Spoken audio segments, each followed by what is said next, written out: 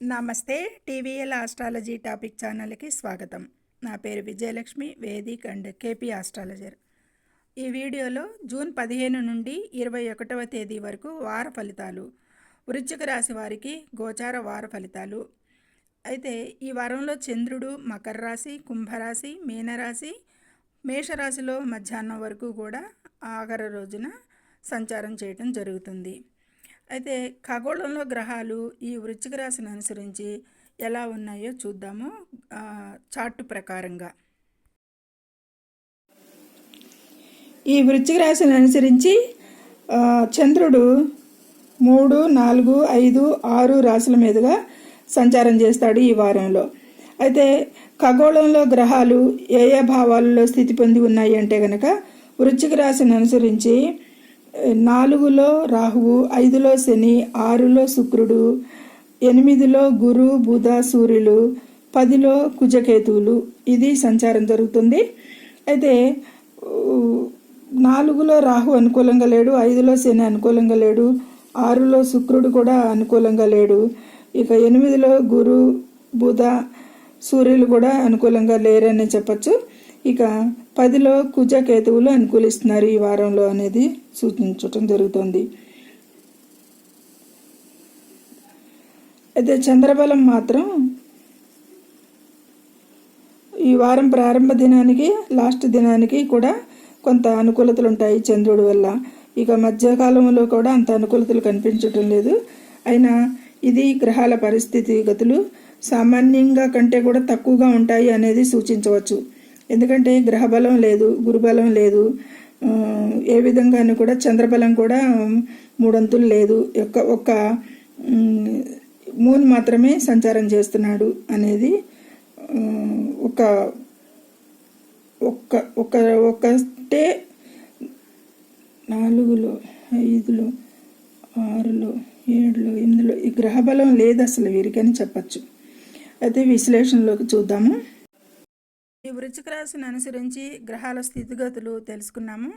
అవి ఈ వృశ్చిక రాశిని అనుసరించి 4లో రాహువు అనుకూలంగా లేడు, 5లో శని అనుకూలంగా లేడు, 6లో శుక్రుడు అనుకూలంగా లేడు, 8లో 3 గ్రహాలు గురు, బుధ, రవి. బుధుడు కొంచెం అనుకూలించేది ఉన్నా సంయోగంలో కొంచెం ఫలితాలు తక్కువగానే ఉంటాయి అని చెప్పచ్చు. ఇక దశమంలో కుజకేతులు మాత్రం కొంచెం యోగిస్తున్నారు అనేది చెప్పచ్చు. ఇక వీరిద్దరి మీదే ఈ వారం అంతా కుజుడు ఆధారం మీదే ఈ వారం నడుస్తుంది అనేది చెప్పాలి. చంద్రబలం కూడా ఎలా ఉంటుంది అంటే కనుక వృశ్చిక రాశి వారికి 3, 4, 5, 6 భావాల మీద చంద్ర సంచారం జరుగుతుంది ఈ వృశ్చిక రాశిని అనుసరించి. అయితే వారం ప్రారంభంలోను వారాంతం రోజున సానుకూల ఫలితాలు ఉంటాయి. ఇక వారం మధ్యాహ్నం మొత్తం కూడా కొంచెం ప్రతికూల ఫలితాలే ఎదురవుతాయి అనేది సూచిస్తుంది. చంద్రబలం కూడా మిశ్రమంగా ఉంది. ఇక గ్రహ గోచారంలో అయితే చాలా డౌన్గా ఉంది గోచార పరిస్థితి. ఇక చూద్దాం వివరాలు ఎలా ఉంటాయో అనేది. ఇక 15, 16 తేదీలకైతే కనుక ప్రారంభంలో వీరు ధైర్యంగానే ఉంటారని చెప్పచ్చు. కమ్యూనికేషన్లో స్పష్టంగా ప్రభావవంతంగా ఉంటుంది కాబట్టి ఇతరులను ఎక్కువగా ఆకర్షిస్తారు అనేది సూచిస్తుంది. ఇక స్నేహితులతో, బంధువులతో వారం ప్రారంభంలో చాలా అనుకూలంగా ఉంటుంది, సపోర్టు లభిస్తుంది వారి నుండి. ఇక ఈ వీరు వారి మాటల సంభాషణలో సూటిగా ఉండటం వల్ల స్నేహితులను శత్రువులుగా మార్చవచ్చు. ఈ విషయంలో జాగ్రత్త తీసుకోవాలి వీరు అనేది సూచిస్తుంది. ఇక 17, 18, 19, 20 తేదీలకైతే కనుక తల్లితో సంబంధాలకి, కుటుంబ సంబంధాలకి కూడా ప్రతికూలంగా ఉంటుంది అని చెప్పచ్చు. ఇక మధ్యలో 4 రోజులు 17 నుంచి 20 వరకు కూడా కొన్ని అనుకూలతలు తక్కువగా ఉంటాయి, మరీ ప్రతికూలంగా కాదు కాబట్టి ఇక కొంత సమతుల్యతను పట్టి ఉండాలి అనేది సూచిస్తుంది. కుటుంబ విషయాలకి, తల్లిగారి విషయానికి, అలాగే విద్యార్థులకు కూడా అనుకూలంగా లేదు, చెడు మార్గాలకు అవకాశం ఉంది కాబట్టి శ్రద్ధగా ఉండి క్రమశిక్షణతో ఉండాలి. వీరు కష్టపడి చదవాల్సి ఉంటుంది. వీరి విషయంలో చాలా కేర్ తీసుకోవాల్సి ఉంటుంది ఈ వారంలో.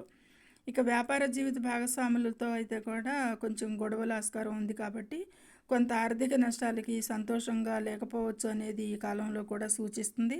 వ్యక్తిగత జీవితంలో సమస్యలు కూడా ఎక్కువగా ఎదుర్కొంటారు. ఇక స్టాక్స్కి ఊహాగానాలకి అవాయిడ్ చేయాలి.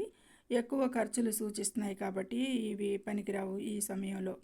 ఇక ఉన్నత విద్యకి ఆటంకాలు, లోయర్ గ్రేడ్ విద్యార్థులు బాగా కష్టపడాల్సి ఉంటుంది. ఏకాగ్రతతో లోపించటం సరిచేసుకోవాలి. ముఖ్యంగా ఈ విద్యార్థులు ఈ ఏకాగ్రత విషయంలో క్రమశిక్షణతో కొంచెం అధ్యయనాలకి డౌట్స్ ఉంటే గనక తోటి వారిని అడిగి, టీచర్స్ని అడిగి వాటిని పరిష్కరించుకోవాల్సిందిగా, క్రమశిక్షణగా ఉండాల్సిందిగా సూచన. విద్యార్థులకు ఎక్కువ జాగ్రత్తగా ఉండాలి ఈ వారంలో.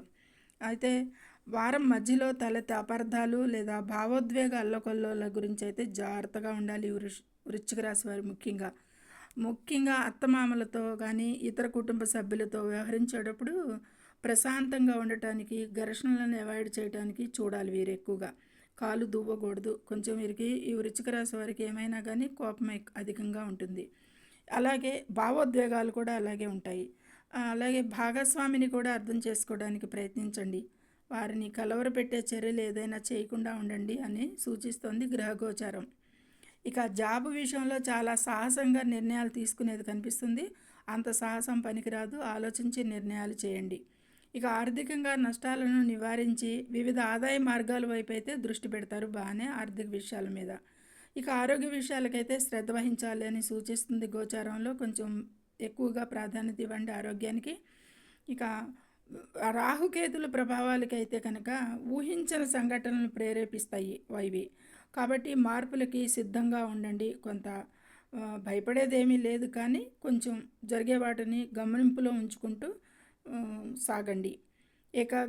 ఇది దూర ప్రాంత ప్రయాణాలను కూడా సూచిస్తుంది. ఈ విషయాలకి గమనింపులో ఉంచండి.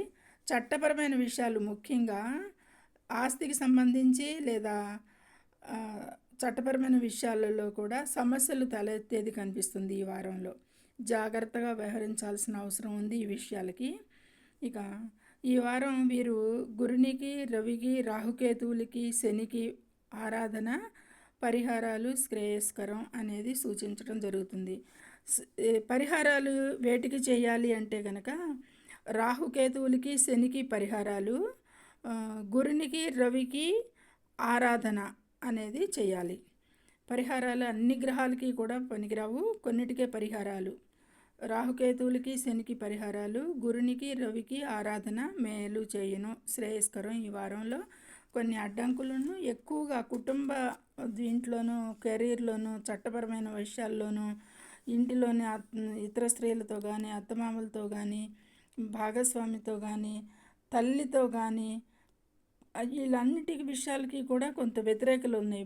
వ్యాపార భాగస్వామితో కానీ ఆర్థికంగా కొంచెం నష్టాలుగా సూచిస్తున్నాయి అనే విషయాలకు కానీ వీటన్ని ఏరియాల్లో కూడా జాగ్రత్త తీసుకుంటూ ఉండండి. సర్వే జనం సుఖినో భవంతు.